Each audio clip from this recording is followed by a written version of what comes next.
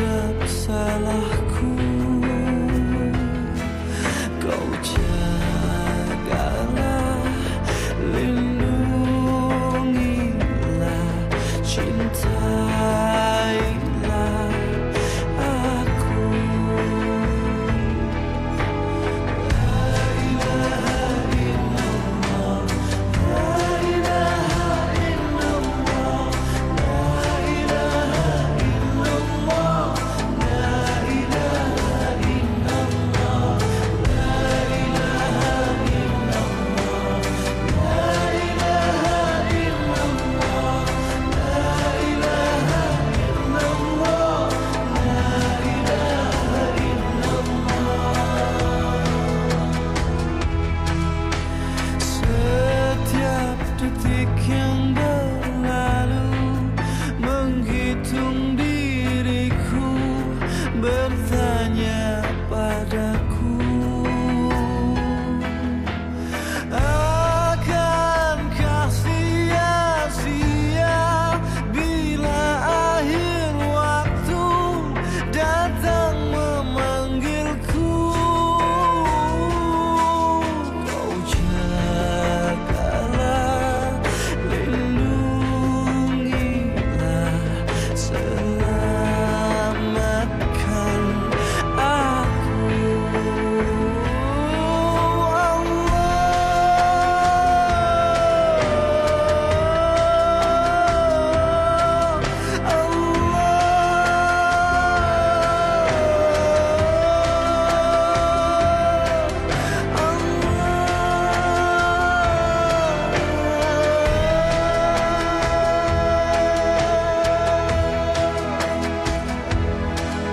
Kau jagalah, lindungilah, selamatkan aku.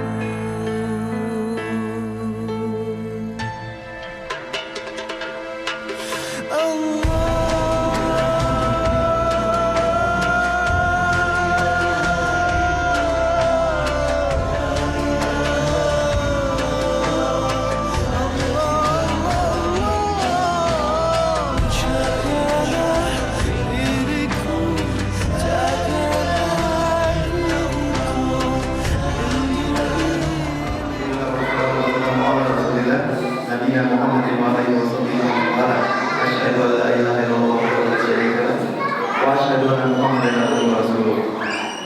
Alhamdulillah segala puji syukur kita panjatkan kepada Allah Subhanahu wa taala. Tidak lupanya salam dan salawat tidak lupa kita sampaikan kepada junjungan kita Sallallahu alaihi wasallam serta para keluarga dan sahabat. Alhamdulillah kita dapat berkumpul kembali di kajian bulanan kita yang kita laksanakan bukan pagi hari, kali ini bulan Ramadan. Kita laksanakan di pada asam. Selepas itu kita ada acara promosi bersama dengan adik-adik yang dari GPK Yayasan Wita, Yayasan Wita.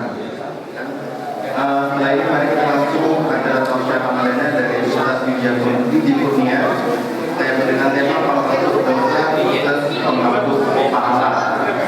Seperti biasa nanti setelah tausiah kalau ada yang mau tanya jawab kita sebelum pada 10 menit kita sempatkan mungkin tanya jawab juga sekitar 3 pertanyaan. Lepas itu kita berdoa bersama. Bismillahirrahmanirrahim. Assalamualaikum warahmatullahi wabarakatuh. Alhamdulillahi rabbil alamin. Wa bihi nasta'inuhu ala umuri dunya waddin. Wassalatu wassalam ala ashrafil anbiya'i wal mursalin Nabiyyina Muhammadin wa ala alihi wa ashabihi wa man tabi'ahu bi ihsanin ila yaumiddin. Asyhadu an la ilaha illallah dahu la syarikalah wa asyhadu anna Muhammadan abduhu wa rasuluhu la nabiyya ba'dah, amma ba'd. Kita bersyukur pada kesempatan sore hari yang mulia ini dikumpulkan dalam keadaan sehat walafiat di atas ketaatan kepadanya, Dan ini semua adalah apa yang Allah SWT anugerahkan karunia dan rahmatnya kepada kita. Semoga Allah Subhanahu wa taala senantiasa membimbing dan memberikan taufik dan hidayahnya kepada kita sekalian. Semoga Allah SWT menerima amal ibadah kita yang masih penuh dengan kekurangan, dan semoga Allah SWT memasukkan kita ke dalam surganya. Innahu waliyyu dzalika wal qadiru alaih. Hadirin yang dimuliakan oleh Allah Subhanahu wa taala, pada kesempatan sore hari yang mulia ini berkumpul sejumlah kebaikan dari apa yang Allah mudahkan pada kita insyaallah taala, dan berkumpul sejumlah keutamaan dari apa yang ada pada keadaan kita pada saat ini. Di antaranya yang pertama, kita tentunya berada di bulan Ramadan, bulan yang penuh dengan keberkahan. Kemudian kita insyaallah ta'ala berada dalam keadaan saum. Orang-orang yang saum adalah orang-orang yang berada dalam kebaikan dan ketakwaan insyaallah ta'ala. Yang ketiga, kita berada di waktu asar. Waktu asar adalah di antara waktu yang krusial dari satu hari penuh ini. Waktu yang krusial diantaranya waktu asar, waktu yang banyak dilalaikan oleh manusia untuk taat, sehingga diancamlah oleh Nabi yang mulia alaihi wasallam yang meninggalkan sholat asar tanpa udzur, batal amalnya seharian penuh. Maka barang siapa yang bisa menjaga sholat asar dan menjaga waktu asar ini dengan baik, maka tentunya terdapat keutamaan tersendiri dibanding dengan waktu yang lainnya, karena waktu asar ini adalah waktu yang memang dilebihkan oleh Allah dari satu hari penuh 24 jam ini. Kemudian hadirin yang dimuliakan Allah Subhanahu wa taala, kita pun berada di penghujung dari saum kita, di mana secara khusus Nabi SAW menjelaskan bahwasannya bagi orang yang saum terdapat doa yang mustajab di penghujung puasanya, menjelang berbukanya atau ketika berbukanya. Dan juga kita berada di rumah di antara rumah-rumah Allah Subhanahu wa taala. Nabi SAW bersabda, "Man goda auraha ila baitin min buyutillah a'addallahu lahu nuzulan kullama goda auraha."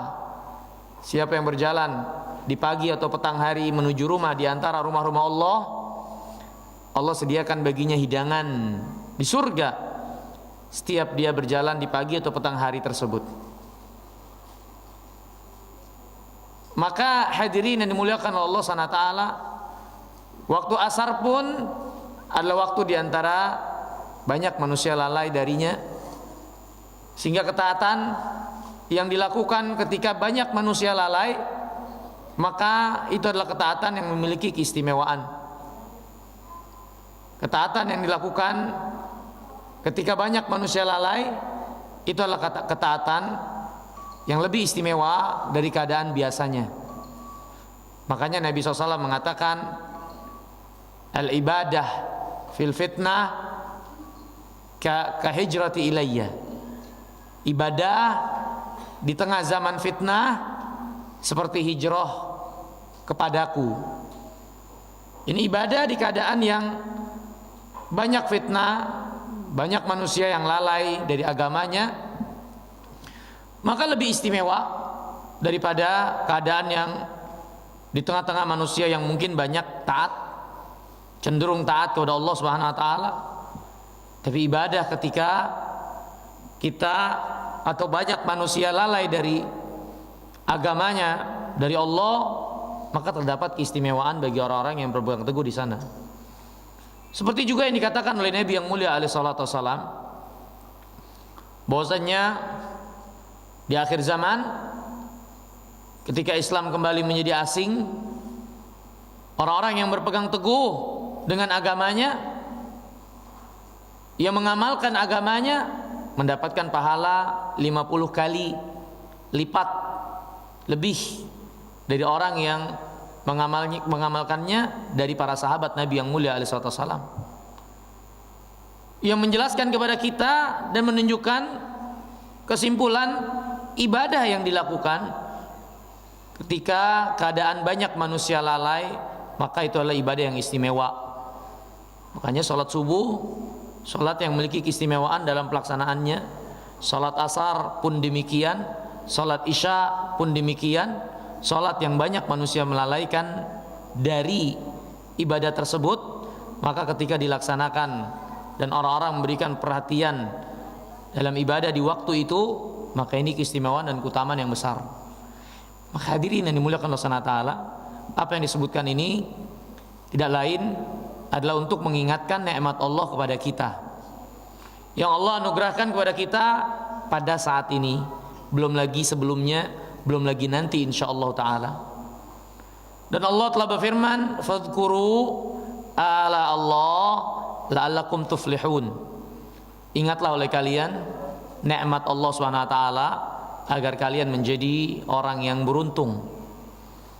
Maka ini sejumlah nikmat Allah yang ada di hadapan kita, dari keutamaan, dari kemuliaan, dari kemudahan-kemudahan dalam kebaikan dan takwa.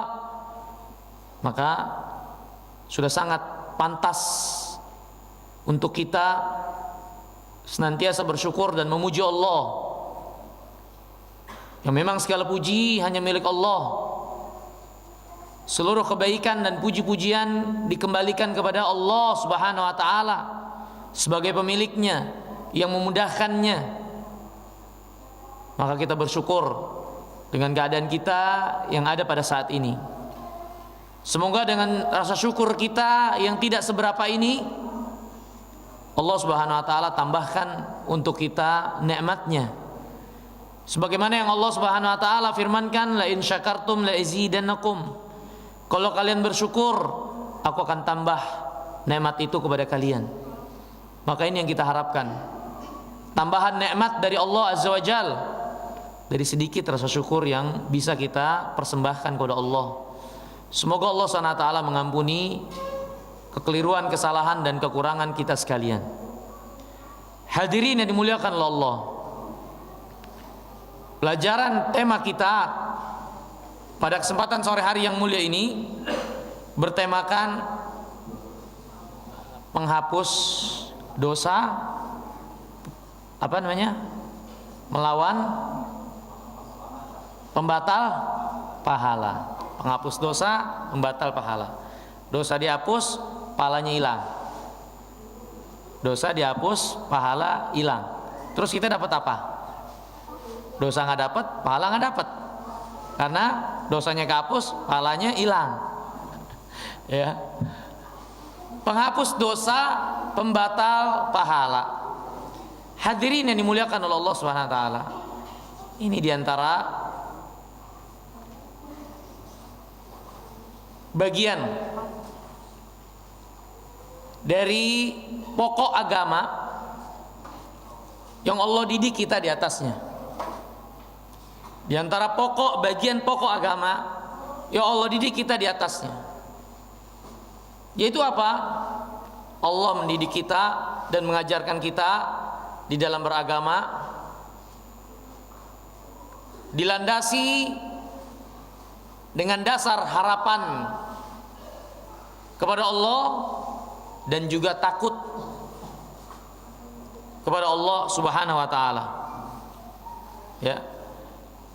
Ini dua landasan yang menjadi landasan agama kita, yang diajarkan oleh Allah SWT dan Rasulnya, yang menjadi rukun ibadah. Ya, setiap bangunan memiliki rukun. Ini tiang-tiangnya, ini cekernya, itu rukun. Gak akan terjadi bangunan ini tanpa rukun yang kuat. Gak akan terjadi bangunan terbangun dengan baik tanpa rukun yang benar dan kuat. Salat memiliki rukun. Tanpa rukun itu maka tidak dikatakan salat. Ya. Puasa memiliki rukun. Tidak terpenuhi rukun itu tidak dikatakan puasa. Maka ibadah secara umum pun memiliki rukun. Ketika rukun ini tidak terpenuhi, maka ibadah tersebut tidak dikatakan sebagai ibadah yang baik. Ada apa rukun yang harus kita penuhi di dalam ibadah kita kepada Allah? Yang pertama, ibadah itu di antara rukunnya yang pertama rasa cinta kepada Allah Azza wa Jalla. Cinta kepada Allah SWT. Ibadah dilakukan tidak boleh atas dasar keterpaksaan, apalagi atas dasar pengingkaran, ketidaksukaan seperti yang dilakukan oleh munafikin. Ibadah ya ibadah, tapi atas dasar benci, kepura-puraan, keterpaksaan, sehingga mereka melakukannya dengan penuh kemalasan. Maka ibadah landasan utamanya cinta. Yang kedua, rasa harap. Ibadah harus dilandasi atas dasar harap kepada Allah Subhanahu wa taala. Harapan apa yang ada di sisi Allah, surganya, kebaikannya, rahmatnya, keberkahannya. Maka dalam ibadah harus ada tujuan ini. Mengharapkan apa yang ada di sisi Allah, mengharapkan perjumpaan dengan Allah dengan mendapatkan kemuliaan. Ini rukun yang kedua. Rukun yang ketiga yaitu ibadah harus dilandasi atas dasar rasa takut kepada Allah Subhanahu wa taala.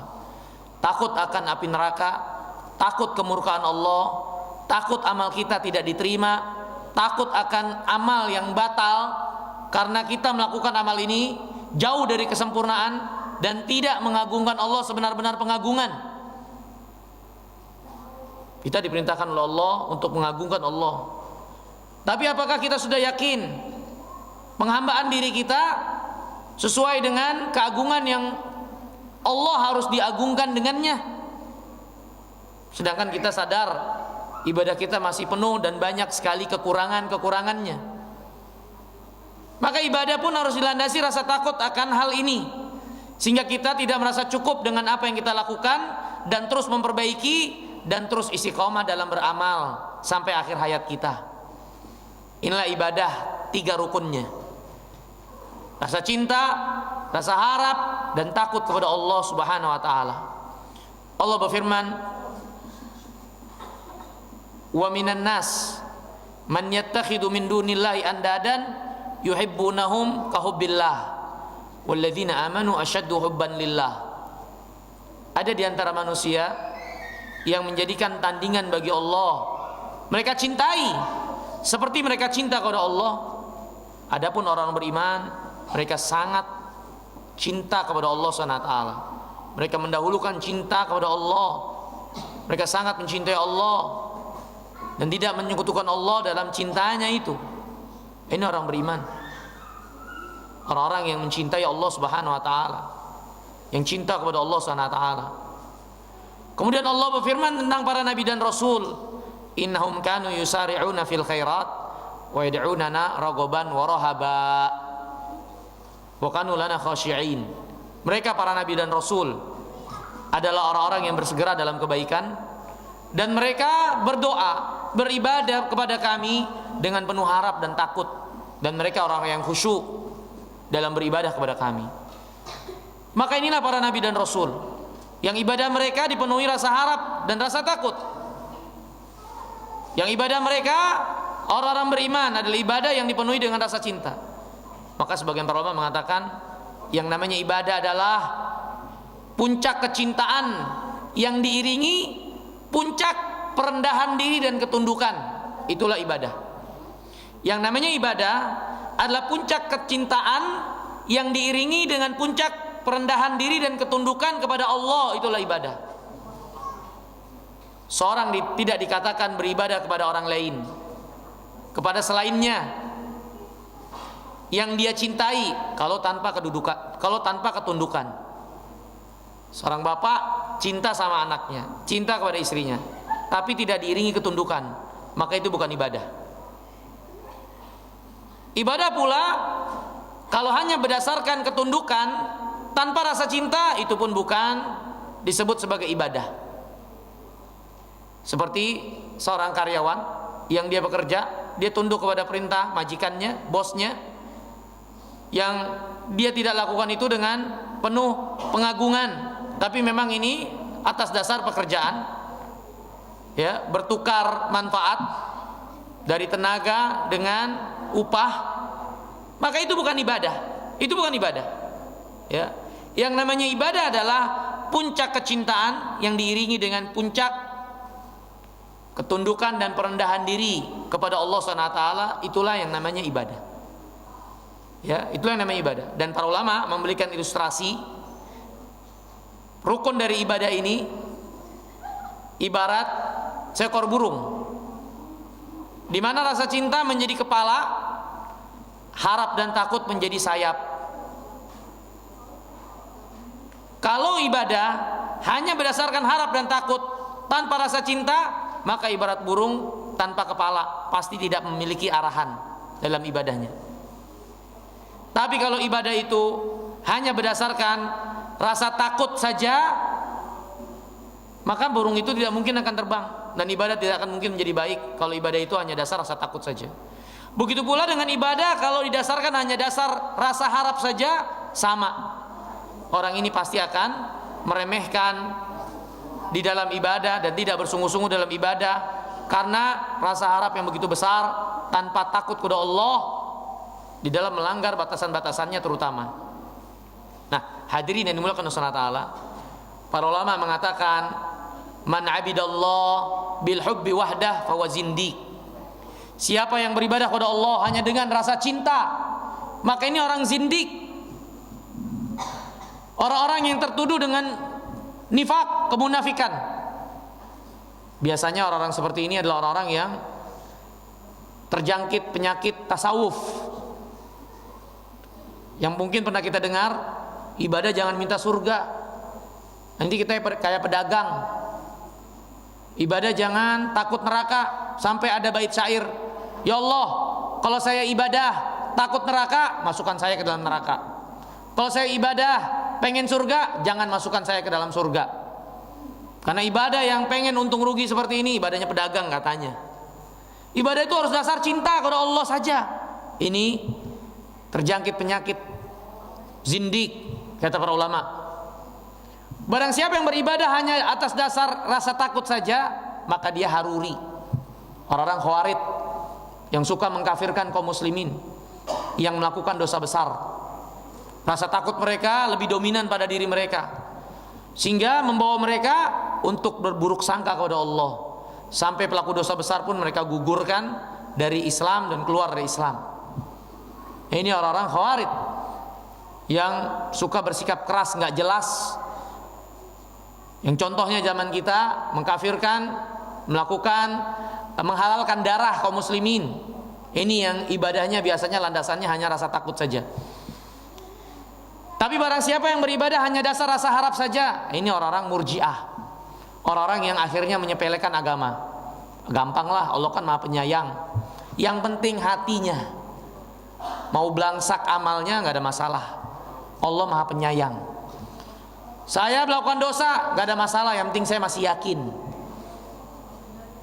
Pelaku dosa imannya sama dengan iman Malakul Jibril, sehingga akhirnya mereka menyepelekan ibadah, ya, menunda-nundanya, menganggap remeh dengannya, karena terlalu besar harapan atau beribadah hanya berlandaskan harapan saja.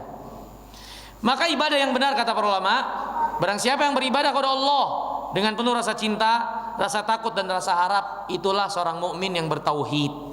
Itulah seorang mukmin yang bertauhid.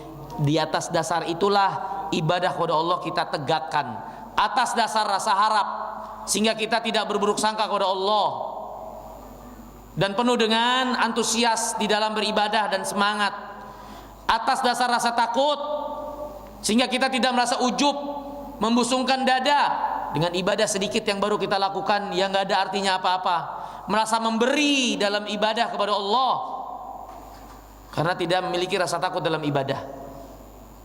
Ya, maka ibadah didasari rasa harap, rasa takut dan rasa cinta dengan penuh kecintaan kepada Allah Subhanahu wa taala. Inilah orang yang mukmin, inilah orang yang bertauhid. Itulah dasar ibadah mereka kepada Allah Subhanahu wa taala. Hadirin yang dimuliakan Allah Subhanahu wa taala, judul kita berkesesuaian dengan rukun ibadah ini. Itu rasa harap dan takut. Di mana judul tema kita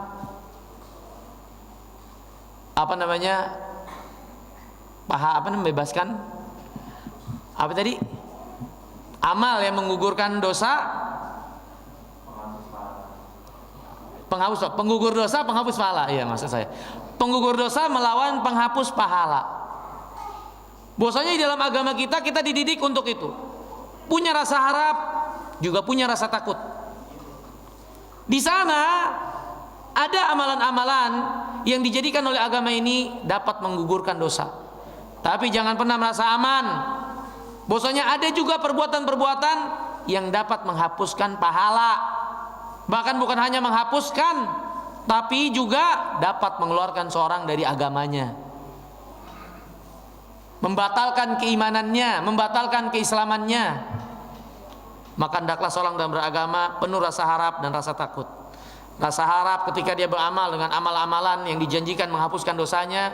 Juga jangan merasa aman dari azab Allah, dari perbuatan-perbuatan yang jelek yang tidak menutup kemungkinan dia terkadang jatuh kepadanya, yang itu bisa menghapuskan pahalanya, bahkan bisa menggugurkan Islam dan imannya. Inilah dalam beragama, penuh rasa harap, penuh rasa takut. Dalam rasa harap, dalam rasa takut, yang dibimbing dengan kecintaan kepada Allah Subhanahu wa taala. Inilah dalam beragama. Ya. Nah, hadirin yang dimuliakan oleh Allah, adapun berkaitan dengan perkara-perkara yang menghapuskan dosa, apa sajakah itu?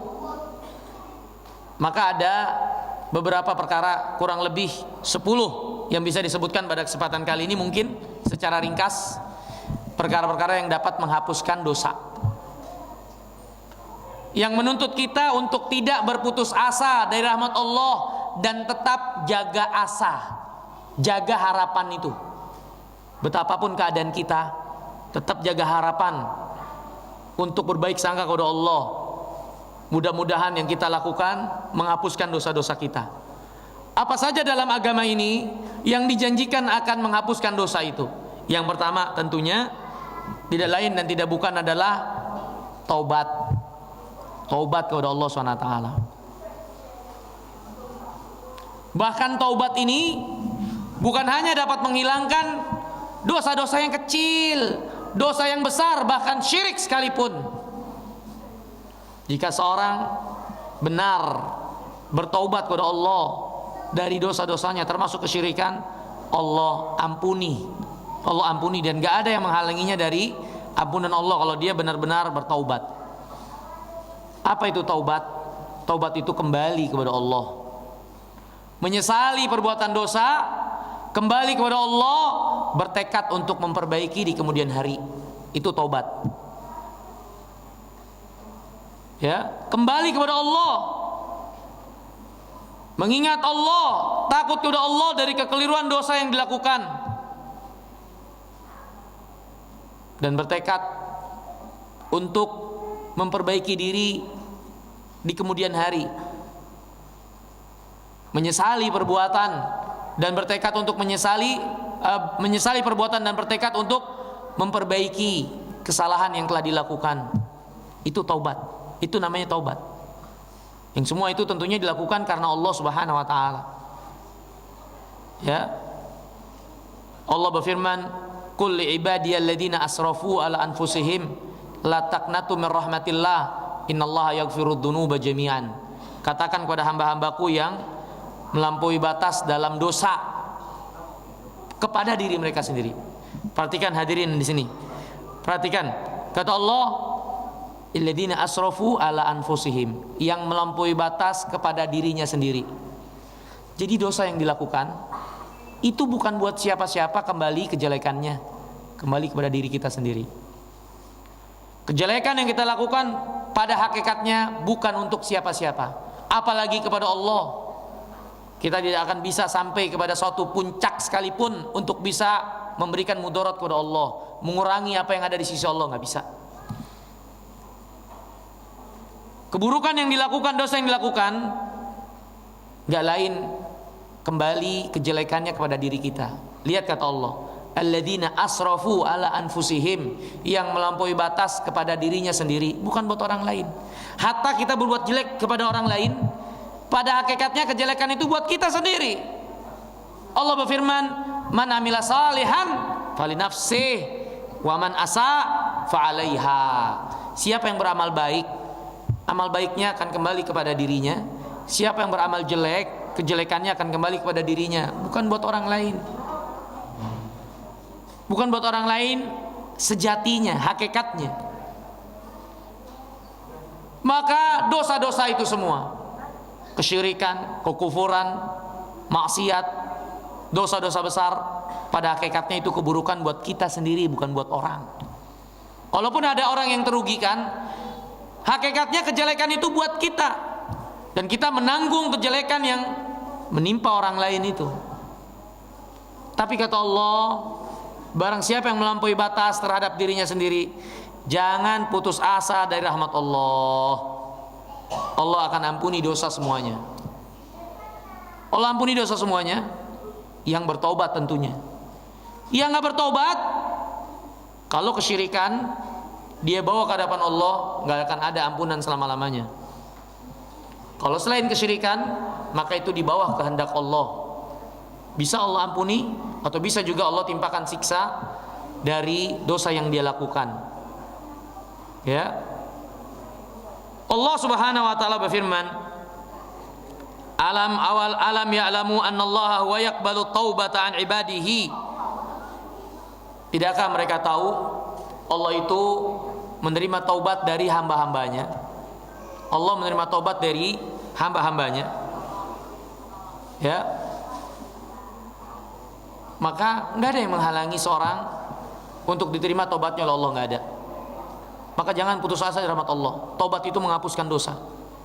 Tapi perlu diperhatikan, ada saat-saat di mana taubat itu enggak diterima oleh Allah.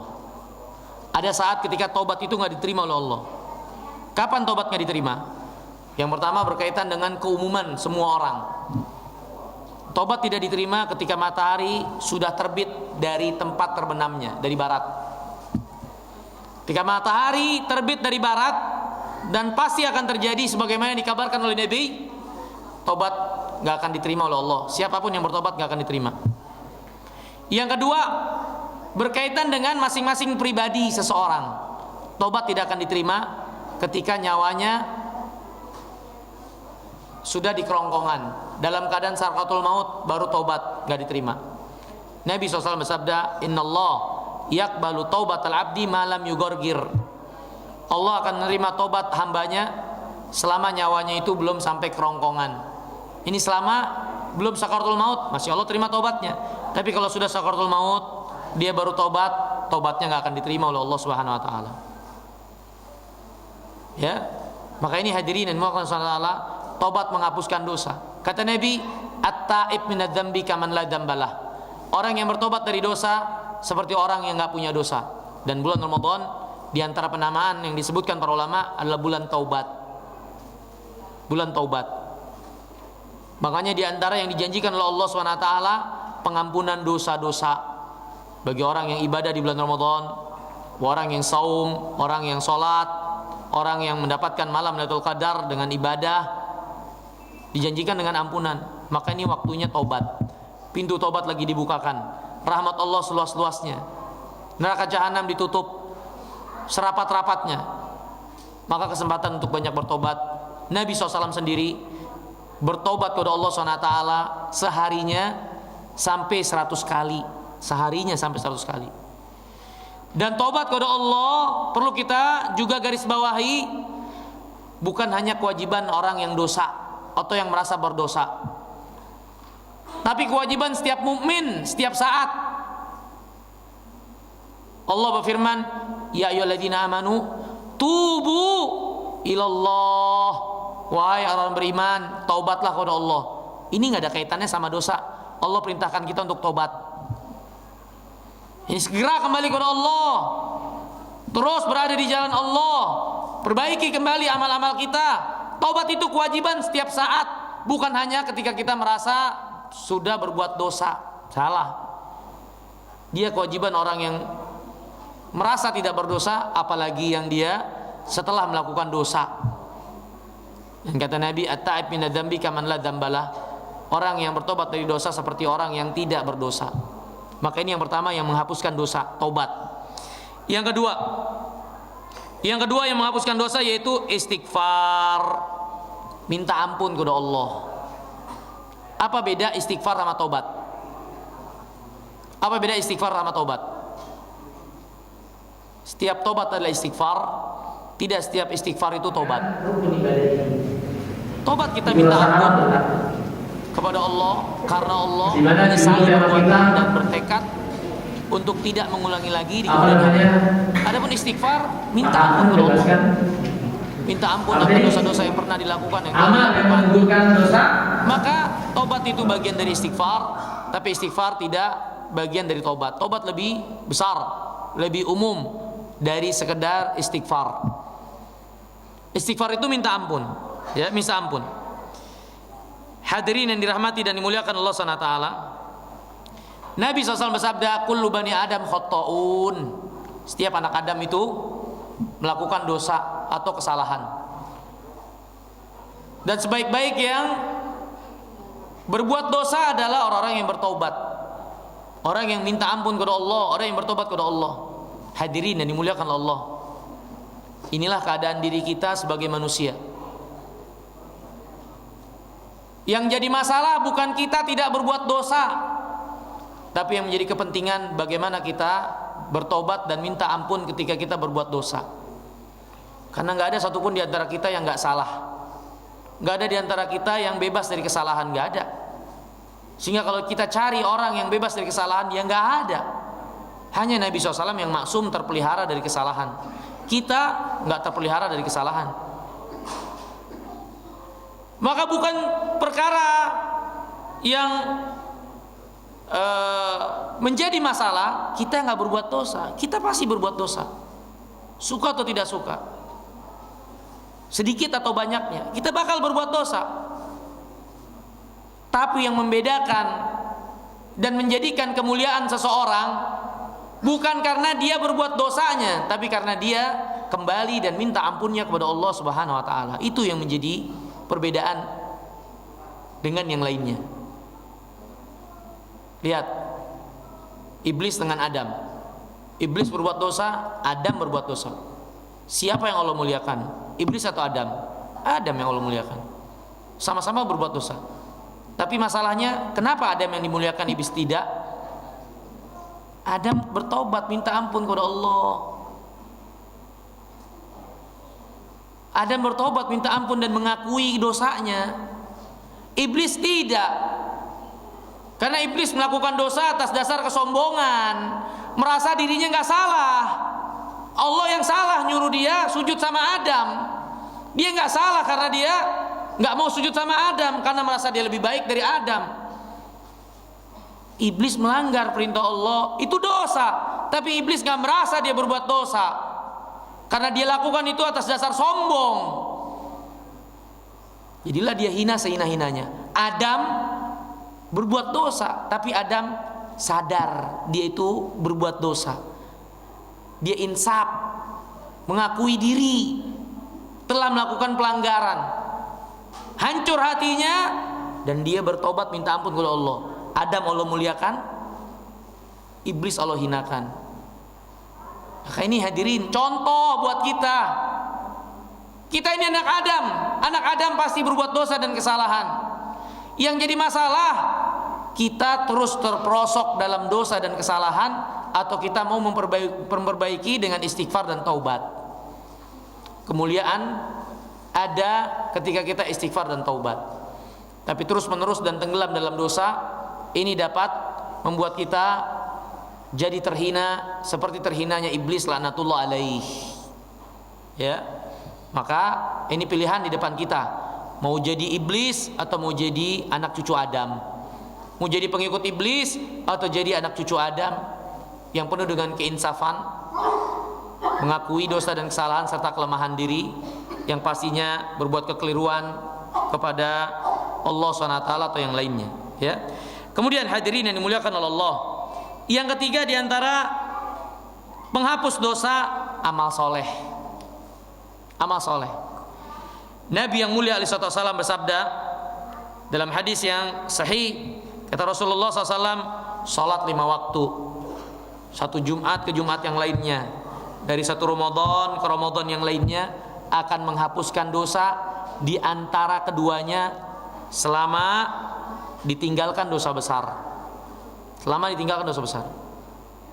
Nabi SAW sendiri pernah memberikan permisalan, bagaimana pendapat kalian kalau ada orang tinggal di rumah dikelilingin sungai dan dia mandi di sungai itu 5 kali, masih nyisa nggak kotoran dalam badannya? Para sahabat mengatakan, iya nggak bakal nyisa. Mandi 5 kali, depannya kali, sungai bersih, dia mandi 5 kali di situ, gimana kesisa kotoran? Karena dia mandi terus. Itulah permisalan orang yang sholat 5 waktu, yang dengan sholatnya itu dia mensucikan dirinya, mensucikan dari dosa dan kesalahannya. Tapi kata Nabi, majtuni batil kabair, selama dia meninggalkan dosa besar. Berarti yang terhapus dengan amal soleh hanyalah dosa kecil, dosa besar nggak terhapus. Sebagian para ulama dalam masalah ini mengatakan, karena dosa besar memang perlu tobat secara khusus. Adapun dosa-dosa kecil, maka dengan amal soleh itu sudah cukup untuk menghapuskan dosa-dosa itu. Kata Allah, in tajtanibu kabaira ma tunhauna anhu nukaffir ankum sayyiatikum. Kalau kalian tinggalkan dosa besar yang kalian dilarang oleh Allah melakukannya, maka kami akan menghapuskan kesalahan-kesalahan kalian. Ini yang kecil-kecil dari kesalahan kalian Allah hapuskan otomatis kalau kalian tinggalkan dosa besar. Dosa besar kata para ulama memerlukan taubat. Akan tetapi sebagian mereka seperti Al-Imam Ibnu Qayyim rahimahullah menjelaskan, amal soleh pun dapat berhadapan dengan dosa besar sehingga mengurangi kualitas kejelekan dosa besar. Kalau dosa kecil udah hapus, udah hilang. Jadi kasusnya begini, kita punya amal taat, banyak kan amalan-amalan yang menghapuskan dosa, seperti kata Nabi, puasa puasa Asyura menghapuskan dosa tahun lalu, puasa Arafah menghapuskan dosa tahun lalu, Asyura tahun lalu dan akan datang, ya seperti itu. Ya, ini tentu dosa-dosa kecil. Tapi kata para ulama seperti Imam Ibnu Qayyim, ketika seorang dosa-dosa kecilnya udah nggak ada, udah kehapus dengan amal taat yang dia berkesinambungan lakukan dari sholat 5 waktu, Jumat, Ramadan, belum lagi puasa-puasa sunat dan amal soleh yang lainnya, kebaikan-kebaikan yang lainnya yang pastinya akan menghapuskan dosa. Kalau dosa kecilnya udah nggak ada dan masih ada kekuatan dari amal soleh ini, maka tidak menutup kemungkinan amal soleh ini akan mendobrak dosa besar yang ada, yang dia miliki, yang dia belum bertobat darinya. Akan dobrak dosa besarnya itu, sehingga melemahkan dosa besar dari segi kualitas kejelekan.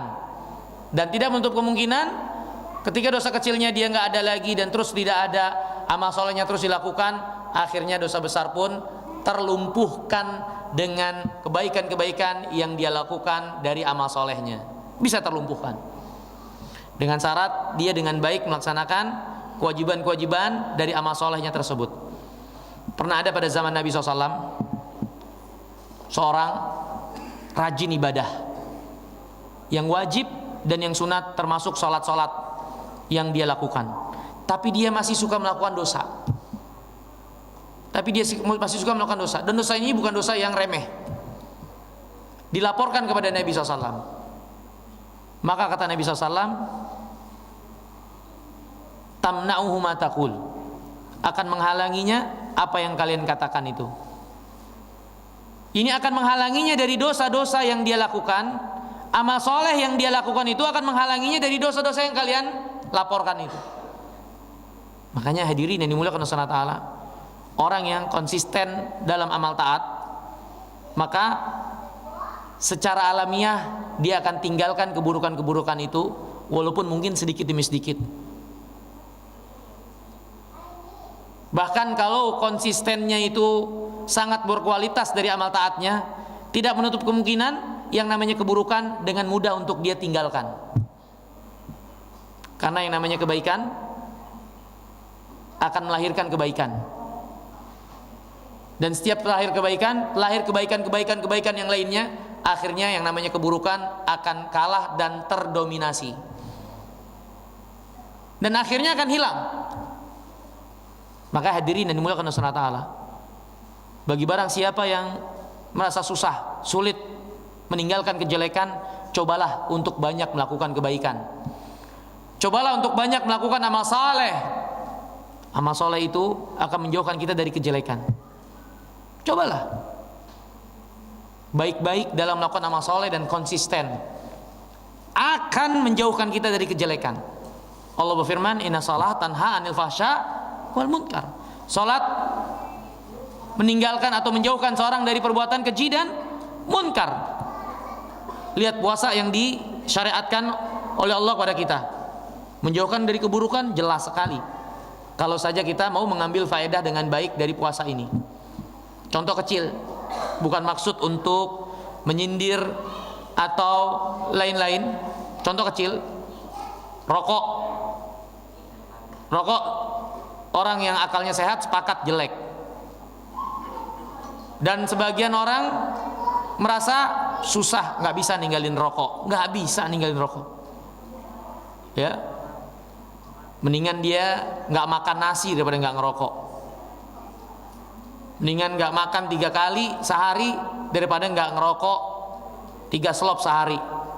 Sebagian orang sampai kayak gitu, ya. Tapi coba lihat, ketika dia puasa, dia nggak ngerokok. Bisa dia nggak ngerokok. Tapi kan pas buka ngerokok, Ustadz. Iya, karena dia nurutin aja. Tapi kalau dia mau, dia usahakan bisa. 12 jam kurang lebih dia nggak ngerokok mampu. Waktu dia melek nggak mungkin 24 jam nggak mungkin. Nggak mungkin ada orang melek 24 jam. Dan 12 jamnya dia itu sudah dia hentikan rokok. Paling-paling kalaupun dia melek tinggal 8 jam. Masa dia nggak sabar untuk 8 jam berikutnya untuk tidak merokok, padahal 12 jam dia mampu.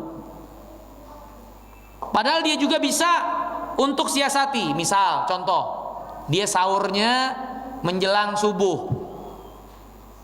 Daripada gue ngerokok terlapar, mendingan makan. Akhirnya habis makan nggak lama azan, nggak sempat merokok kan, sholat, udah tinggal ngerokok.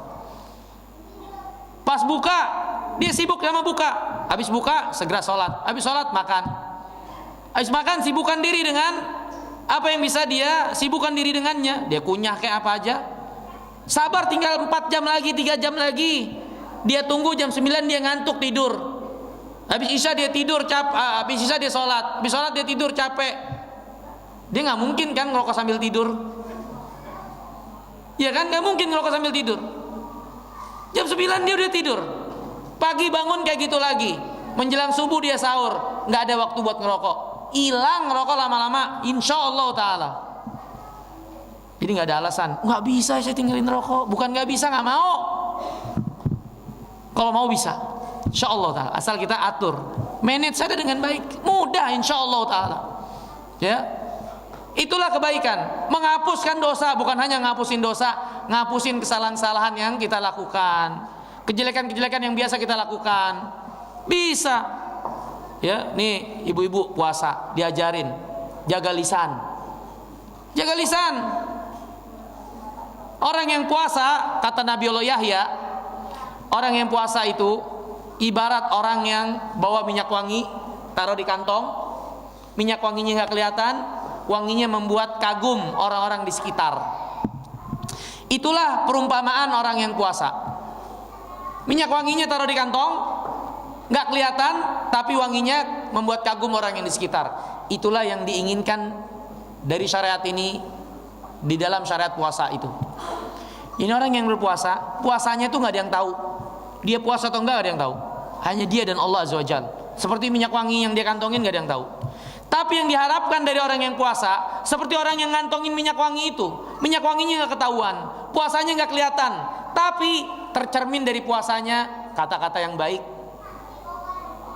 tutur kata yang baik, kalimat-kalimat yang baik, tidak menyakiti, sehingga menyamankan orang-orang yang ada di kanan kirinya, di depan belakangnya, nyaman ada di sisinya, seperti nyamannya seorang yang berada di sisi orang yang ngantongin minyak wangi itu. Ya, itu orang yang puasa. Maka ini hadirin yang dimulakan Allah Taala, kebaikan ngapusin dosa. Bukan hanya ngapusin dosa, pun bisa menjauhkan kita dari melakukan dosa. Ya, melakukan kekeliruan dan kesalahan. Ini rahmat Allah besar sekali. Andai saja kita menghargainya, memuliakannya sebenar-benar pemuliaan.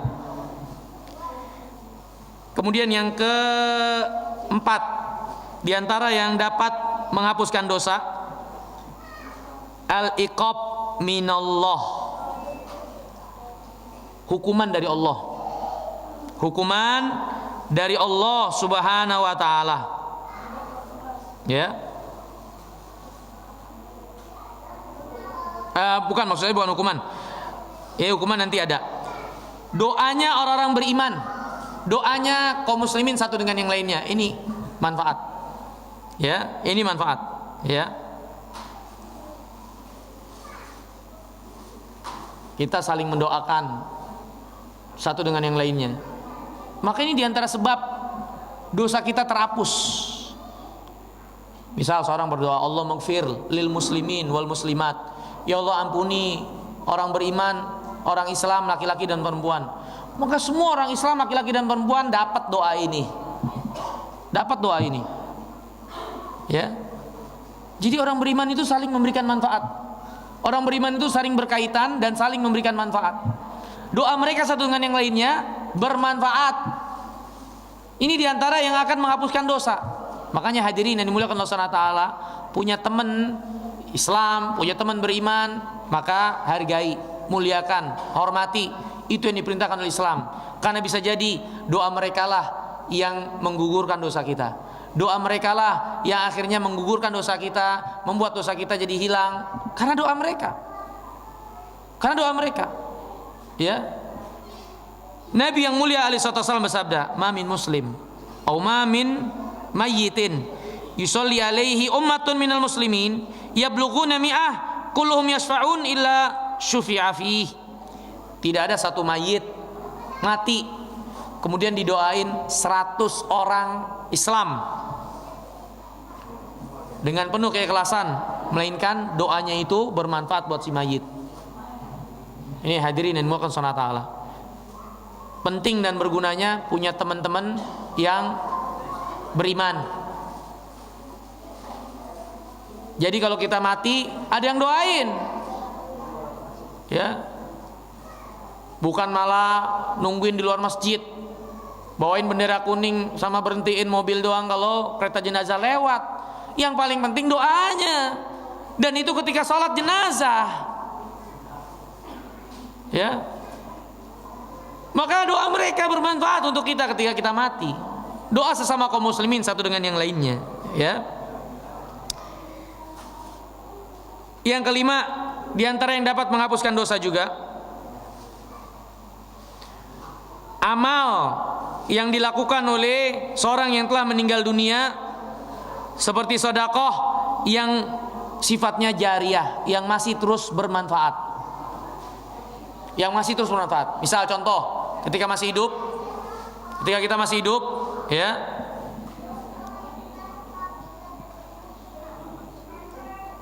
kita punya utang puasa, nazar. Ini kan utang kepada Allah, nazar.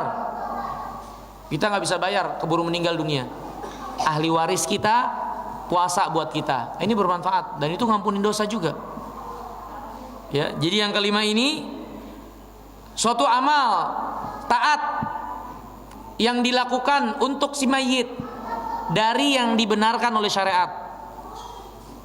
Seorang anak beramal soleh, maka secara otomatis orang tuanya dapat pahala kebaikan. Secara otomatis orang tuanya pun terkurangi dosa-dosanya karena amal soleh anaknya. Seorang punya utang, belum bayar, dia keburu mati. Kemudian ada orang ngebayarin utang dia. Bukankah itu menggugurkan dosanya karena utang yang belum dia bayar? Nah, ini maksudnya. Yang kelima, yang menggugurkan dosa. Ini kebaikan yang dilakukan untuk si mayit yang telah meninggal dunia dari yang dibenarkan oleh syariat. Perlu digarisbawahi, dari yang dibenarkan oleh syariat. Kalau nggak dibenarkan oleh syariat karena nggak ada bimbingannya, maka nggak bisa kita lakukan atau nggak bisa kita katakan itu menggugurkan dosa dan bermanfaat buat mayit. Contohnya ada orang kaya, waktu hidup nggak pernah sholat karena merasa ninggalin duit banyak. Pas mati dia wasiat, nanti tolong suruh orang-orang sekomplek sholat buat saya. Yang satu maghrib, yang satu subuh, yang satu isya, nih kasih bayaran mereka, sholatnya buat saya semua. Suruh orang itu nih kasih duit haji buat saya semua, misalnya kayak gitu. Ini agama bukan mainan. Agama bukan mainan sehingga bisa dibayar seperti itu. Yang tidak ada keterangan dari syariat akan amal saleh yang bermanfaat buat mayit yang dilakukan oleh orang yang hidup, maka nggak bisa. Tapi yang ada keterangannya seperti bayar utang, anak yang soleh, ya, atau nazar yang ditunaikan dari yang belum terbayarkan dari si mayit, ya, ini terdapat keterangannya dari agama kita. Kemudian diantara yang menggugurkan dosa, menghapus dosa, syafaat Nabi SAW. Syafaat Nabi yang mulia SAW. Kata Nabi SAW, syafaati li ahlil kabairi min ummati. Ya, syafaatku untuk pelaku dosa besar dari umatku selama enggak melakukan kesyirikan. Maka seorang yang mati dalam keadaan bertauhid, tidak membawa syirik, memiliki kesempatan dapat syafaat dari Nabi SAW. Syafaat dari Rasulullah salawatullah salamu alaihi. Makanya hadirin yang dimuliakan Allah Ta'ala, udah tahu Nabi kita bisa memberikan syafaat, maka kita sebagai umatnya harus menghargai beliau. Dengan apa? Hargai ajaran beliau, hargai teladan beliau, hargai contoh-contoh beliau. Minimal jangan mencibir orang-orang yang mengamalkannya. Kalau itu dari Nabi yang mulia alaihi wasallam, minimal. Kalaupun kita belum bisa melakukannya, kita pengen dapat syafaat dari Nabi, tapi kita mencibir ajaran Nabi, mencibir umat Nabi, menolaknya, meremehkan atau apalagi merendahkan yang diajarkan oleh Nabi. Gimana kita mau dapatin syafaat dari Nabi yang mulia alaihi wasallam? Kita sendiri tidak menghargai apa yang datang dari Nabi yang mulia alaihi wasallam. Maka hargai apa yang datang dari Nabi. Istimewa kita mengamalkannya karena tahu ini datang dari Nabi saya umatnya, saya harus mengikutinya. Beliau adalah panutan saya, beliau adalah tokoh saya yang harus saya ikuti. Saya bersaksi beliau utusan Allah dan utusan Allah pasti benar, berjalan di atas bimbingan Allah. Saya akan mencontohnya karena saya bersaksi beliau benar utusan Allah dan saya meyakininya. Istimewa sampai demikian. Paling tidak, jikapun kita belum bisa ya mengamalkannya, paling tidak jangan melecehkan orang-orang yang mengamalkannya. Ya, maka hadirin yang dimuliakan Allah Ta'ala, Nabi kita yang mulia SAW banyak sekali kebaikannya untuk kita. Maka sangat tidak pantas kalau kita menyia-nyiakan agamanya. Sangat kurang ajar kalau kita sampai melecehkan agamanya dan orang-orang yang mengamalkan agamanya ini. Karena sama saja kita melukai Rasulullah salawatullah salamu alaihi, padahal beliaulah diantara sebab dosa kita terhapuskan dengan syafaat dari beliau alaihi wasallam. Kemudian hadirin yang dimuliakan Allah Ta'ala, di antara penggugur dosa musibah. Nah ini, dengan syarat yang mendapat musibah sabar dan mengharap ganjaran dari musibahnya itu. Bahkan hadirin, terdapat hadis dari Nabi SAW. Kata Nabi SAW, sesungguhnya Allah telah menetapkan bagi seseorang derajat yang tinggi di surga. Allah telah menetapkan seorang derajat tinggi di surga. Tapi orang ini ternyata amalnya nggak nyampe. Mungkin karena dia malas beramal dan lain-lain, amalnya nggak nyampe. Atau dia nggak memiliki keahlian untuk amal-amalnya, nggak nyampe amalnya untuk derajat yang tinggi yang sudah Allah sediakan buat dia. Gimana Allah menyampaikan kepada derajat tinggi yang Allah SWT berikan kepada orang ini? Dengan musibah yang menimpanya. Dengan musibah yang menimpanya, kata Nabi yang SAW. Jadi musibah itu nggak selalu buruk.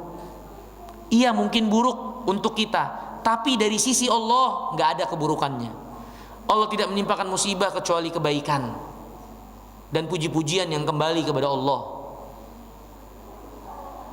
Dengan musibah banyak sekali hikmahnya. Di antara hikmah dari musibah, Allah menggugurkan dosa kita. Andai saja kita menyadarinya, bersabar dan penuh harap, Allah menghapuskan dosa kita dengan musibah tersebut. Bahkan hadirin yang dimuliakan Allah, di yaumul qiyamah ada orang yang membuat iri penduduk sorga lainnya. Penduduk sorga lainnya iri. Ini orang sangat banyak dan baik sekali nikmatnya. Orang-orang jadi iri. Sehingga mereka mencari-cari tahu apa sih amal dia. Ternyata orang ini adalah orang yang sering dan banyak kena musibah di dunia. Banyak kena musibah di dunia. Maka hadirin yang dimuliakan Allah Ta'ala, jangan kita mengucapkan sumpah serapah karena kesulitan atau musibah kejelekan yang menimpa kita. Tapi terus puji Allah. Yang diajarkan oleh Nabi, mendapatkan musibah dan kesulitan, ucapkan alhamdulillah ala kulli halin. Segala puji hanya milik Allah pada setiap keadaan. Ini yang kita ucapkan. Jangan sumpah serapah. Kita sumpah serapah, musibah nggak hilang, hati makin sempit, dosa malah dapat. Kalau kita sabar, dapat pahala, dinaikkan derajat, dihapusin dosa. Dan Allah berikan jalan keluar dari musibah yang menimpa kita. Pengen mana? Mendingan sabar mengharap ganjaran yang dengan itu dapat kebaikan yang banyak, atau kita sumpah serapah menyesali dan tidak terima akan musibah itu. Orang yang berakal akan milih sabar walaupun pahit. Walaupun pahit, ya udah sabar. Ini ketetapan Allah, ini takdir Allah. Mudah-mudahan Allah ganti dengan yang lebih baik. Semoga Allah ampuni dosa-dosa saya. Segala puji hanya milik Allah yang menentukan ini buat saya. Titik. Ketimbang kita sumpah serapah, musibah nggak hilang, keadaannya tetap begitu saja, hati makin sempit, dosa malah bertumpuk. Yang ada malah penyakitan tambah kita dengan sebab penyesalan yang seperti itu. Maka ini rugi. Maka musibah takdir di antara takdir Allah SWT, dan tidak disandarkan kepada Allah kecuali kebaikan. Maka hadirin, jangan pernah berburuk sangka dengan apapun yang Allah tetapkan bagi kita. Terus miliki sikap yang diajarkan oleh Nabi SAW. Ketika dapat kebaikan bersyukur, ketika dapat musibah sabar. Apapun itu kesulitannya, keletihan, capek, lelah, penat. Kata Nabi SAW, ma yusibul muslim min wasobin wala nasobin wala hammin wala gommin wala adan hatta syaukah yushakuha illa kafarallahu biha min khotoyahu. Tidaklah menimpa seorang muslim dari kegundahan hati, kepenatan, letih, lelah, capek, atau gangguan-gangguan sampai duri yang menusuk kaki yang menimpa dia, melainkan dengan itu semua Allah gugurkan dosa-dosanya. Allah gugurkan dosa-dosanya. Bahkan Nabi SAW bersabda, idza aradallahu bi abdin khairan yusib min. Kalau Allah inginkan kebaikan bagi seseorang, Allah timpakan musibah baginya. Jadi orang yang kena musibah, enggak selalu dia adalah orang yang hina. Musibah atau kesenangan, dia adalah bagian dari kehidupan dunia. Siapapun dapat menemuinya, berhadapan dengannya. Tapi yang jadi masalah, bagaimana sikap kita mensikapi itu semua. Jadi kemuliaan kalau musibah dihadapi dengan sabar. Jadi kemuliaan kalau nikmat dihadapi dengan syukur. Jadi kehinaan kalau musibah kita hadapi dengan tidak terima dan sumpah serapah. Jadi kehinaan kalau kenikmatan kita hadapi dengan kufur terhadap nikmat Allah Azza wa Jalla. Maka ini hadirin, musibah menghapuskan dosa, menaikkan derajat. Banyak hadis Nabi SAW yang menjelaskan tentang hal ini. Kemudian hadirin yang dirahmati dan dimuliakan oleh Allah SWT, yang kedelapan diantara yang menghapuskan dosa, azab kubur yang didapatkan oleh seorang yang beriman di dalam kuburnya, seperti himpitan kubur. Jadi setiap orang yang mati itu dihimpit di kuburnya. Kata Nabi SAW, salah seorang sahabat Nabi yang namanya Sa'ad bin Mu'adz, ketika meninggal dunia, arsy Allah berguncang. Ini orang yang mulia yang meninggal dunia. Kalau orang mulia meninggal dunia, langit dan bumi menangisi kematiannya. Tapi orang yang durhaka meninggal dunia tidak ditangisi oleh langit dan bumi. Allah berfirman tentang Firaun, "Fama bakat alaihi sama wal ard." Langit dan bumi tidak menangisi kematian Firaun, kebinasan Firaun. Justru langit dan bumi istirahat dari kejahatan Firaun, mendingan dia mati. Karena orang yang mati itu bisa adalah orang yang baik atau orang yang jelek. Orang yang baik atau orang yang jelek. Kalau orang yang baik, maka mereka ditangisi langit dan bumi. Kehilangan orang yang baik ini, yang berada dan berpengaruh kebaikan di atas muka bumi. Tapi kalau orang yang jelek, justru semuanya bersyukur. Makanya kita kalau melewati kuburan orang kafir, bukan doa, nyukurin. Syukur kalian. Bahasa kitanya, rasakan kalian apa yang Allah ancamkan kepada kalian, kalian dapatkan. Syukurin.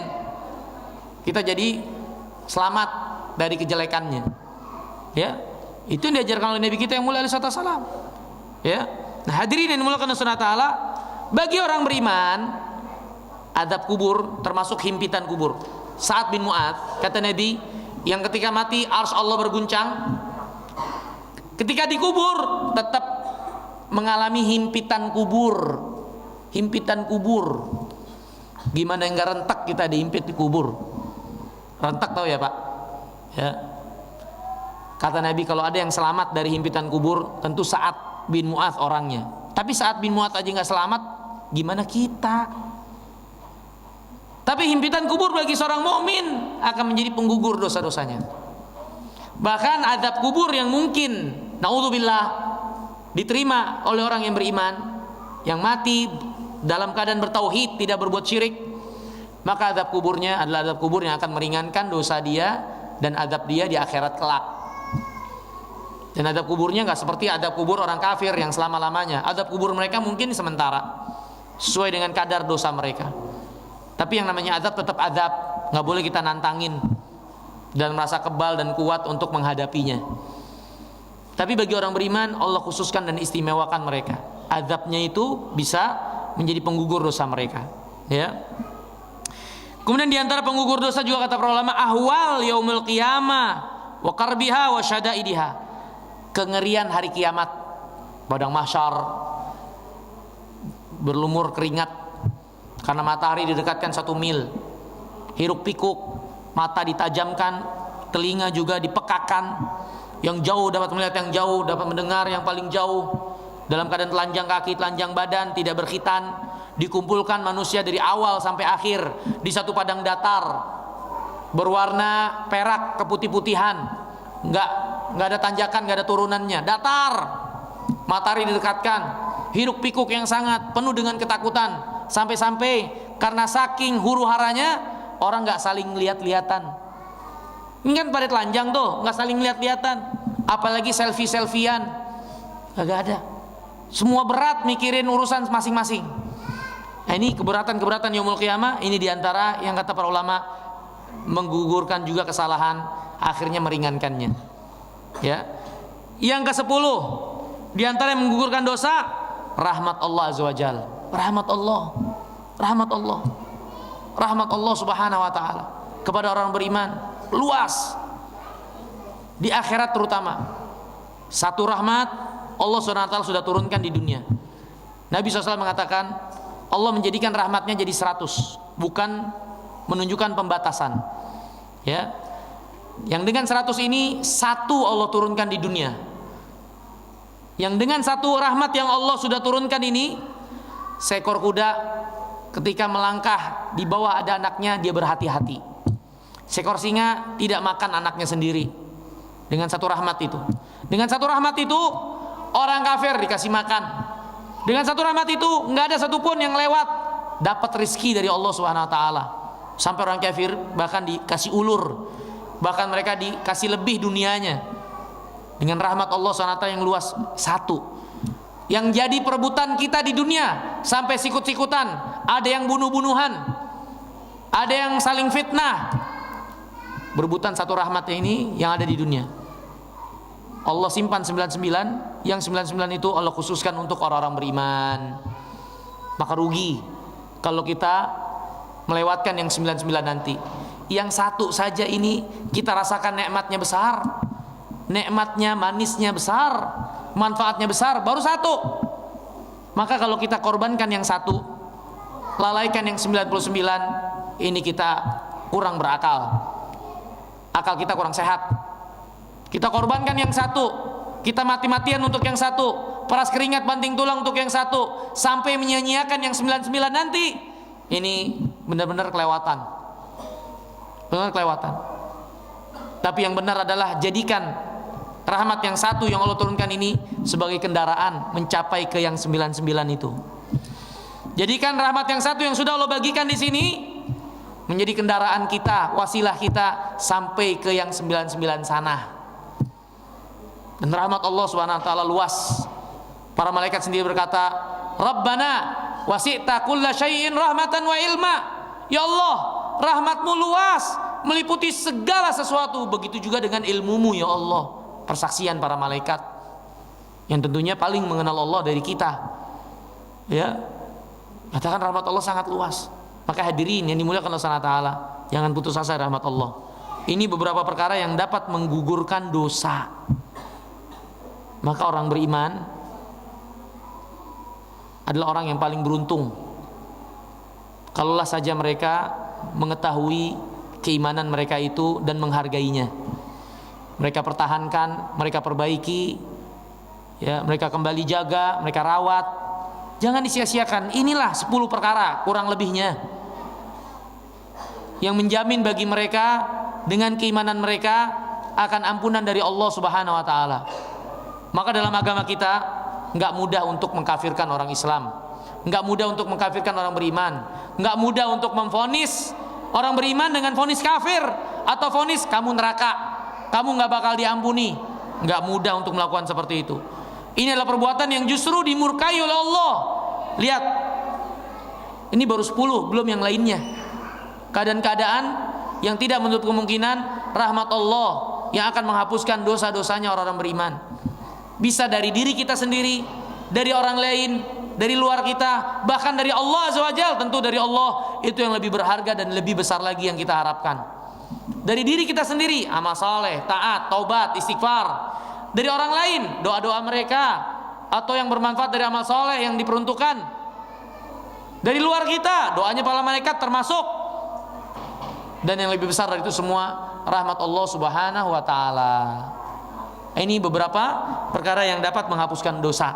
Adapun yang dapat menghapuskan pahala, maka yang pertama dan utama adalah asyirku billah, menyekutukan Allah. Riya, beribadah ingin mendapatkan tempat di hati manusia, sanjungan atau pujian mereka. Ya, maka ini pun dapat menggugurkan dosa, menggugurkan pahala. Di antaranya lagi enggak beriman kepada takdir. Enggak beriman kepada takdir, ya, atau mengingkari apa yang harus dia imani dari rukun iman. Ini bahkan bisa mengeluarkan seorang dari Islam, ya. Atau meninggalkan sholat asar, Kata Nabi, man taraka salatal asar faqad habita amaluh. Siapa yang meninggalkan salat asar sengaja tanpa uzur, batal amalnya. Batal amal yang dilakukan 1 hari penuh itu batal. Allah berfirman tentang orang musyrikin, wa qadimna ila ma amilu min amalin faja'alnahu haba'an manthura. Kami hadapkan amal-amal yang mereka lakukan ketika di dunia, kami jadikan amal itu debu yang berterbangan. Batalin semua sama Allah SWT. Orang-orang kafirin dan musyrikin enggak diterima amalnya. Ya. Di antaranya lagi yang dapat menggugurkan pahala, memelihara anjing di rumah. Itu mengurangi setiap harinya 1 qirot. Ya. Anjing boleh dipelihara untuk sesuatu yang dibolehkan, buat berburu, jaga tanaman. Tapi jangan tempatin di dalam rumah. Taruh dalam rumah, makanya dapat mengurangi pahala. Mengurangi pahala, menggugurkan pahala, ya. Di antaranya lagi wanita yang dorhaka sama suaminya. Ini gugurin pahalanya, nggak diterima sama Allah Subhanahu wa taala amal taatnya sampai suaminya kembali memaafkan dia. Ya, oh ini bahaya. Bahaya. Dan banyak lagi, saya kira waktu kita nggak cukup untuk menjelaskan ini semua, tapi sedikit isyarat bagi kita sekalian bahwasanya inilah beragama, penuh rasa harap, penuh rasa takut, sehingga kita tidak berputus asa dari rahmat Allah dan juga tidak membusungkan dada dengan sedikit yang baru kita amalkan sehingga merasa amal kita sudah pasti akan diterima. Tapi penuhi rasa harap, penuhi rasa takut dan cinta kepada Allah dalam amal ini, dan itulah menjadi rukun ibadah. Semoga Allah SWT menerima amal ibadah kita dan memberikan taufik dan hidayah bagi kita sekalian. Selanjutnya kita buka untuk soal jawab, ya. Saya mau nanya, kan saya dagang ya, ada toko, nah itu banyak permintaan untuk nyediain buat kartu debit sama buat kartu kredit. Nah saya tanya itu hukumnya apa sebenarnya? Kalau kita memfasilitasi untuk orang menggunakan kartu kredit, saya takutnya ke bawah-bawah riba. Dalam perbuatan dosa dan permusuhan. Maka kalau kita tahu itu perbuatan dosa dan permusuhan, jangan ikut tolong-menolong di dalamnya. Maksud tadi yang menggugurkan dosa antara lain jika kita didoakan oleh 100 kaum muslimin. Iya, yang sholat. Yang sholat jenazah. Nah sekarang kita kan nggak tahu, kita misalnya udah meninggal, kita nggak tahu misalnya apakah kita didoakan oleh 100 orang atau tidak, kita nggak tahu. Nah sekarang bagaimana tip-tip supaya ya kita juga mudah-mudahan pada saat kita meninggal nanti disolatkan oleh minimal 100 yang nanti mendoakan kita, minimal ya. Nah tipsnya gimana Ustaz? Terima kasih. Assalamualaikum. Allah yang akan perbaiki keadaan kita ketika hidup dan mati. Gak usah kita mikirin ntar gue bakal sholat kita atau enggak, terus kita membuat hal yang nyeleneh-nyeleneh atau biar dapat tempat di hati manusia dan seterusnya agar nanti banyak yang doain dan salatin. Ini jadi nggak ikhlas lagi dalam ibadah. Perbaiki hubungan kita dengan Allah. Allah yang memperbaiki keadaan kita, hidup dan mati kita. Gak usah kita pedulikan nanti saya mati doain nama siapa dan seterusnya. Kalau kita baik hubungan kita dengan Allah SWT, apa yang kita perlu khawatirkan? Allah yang akan memperbaiki keadaan kita. Seperti itu. Allah. Hanya tausiahnya. Sebentar lagi acara berikutnya nanti kebetulan kita kedatangan guru tercinta kita Pak Ali dengan Bu Ola. Nanti Pak Ali dan Bu Ola mohon menyampaikan kata sambutan sebelum buka puasa. Jadi ada sedikit souvenir dari kami. Oke, mari kita tutup majelis ini dengan doa kafaratul majelis. Subhanallah wa bihamdihi asyhadu an la ilaha illa anta wa astaghfiruka wa atubu ilaik. Wassalamualaikum.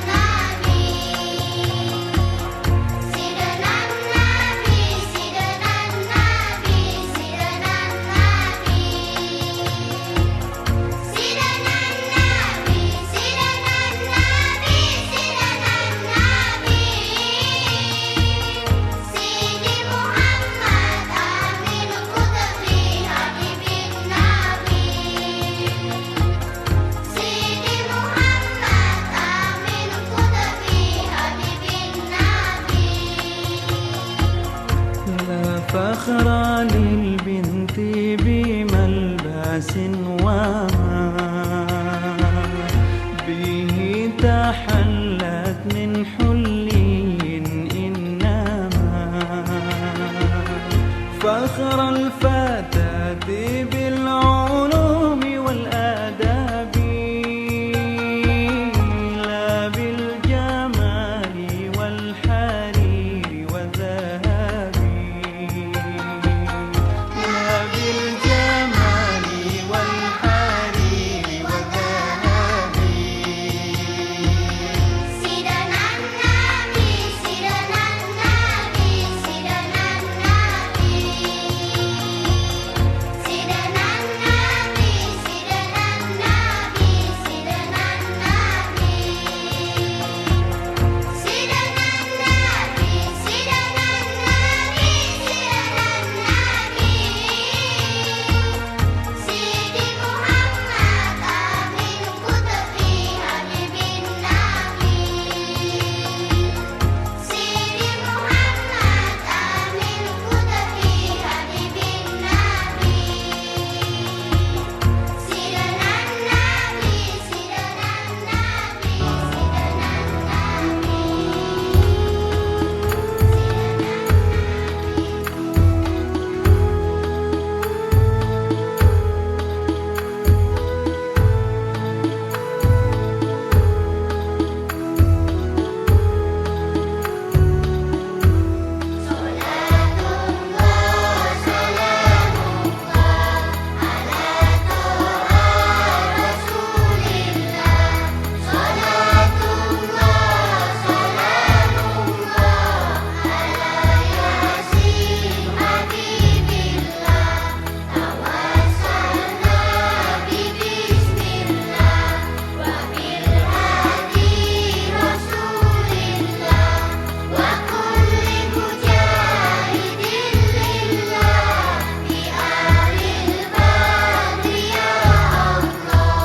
إلهي سلم الأمة من الآفات والنقمة ومن هم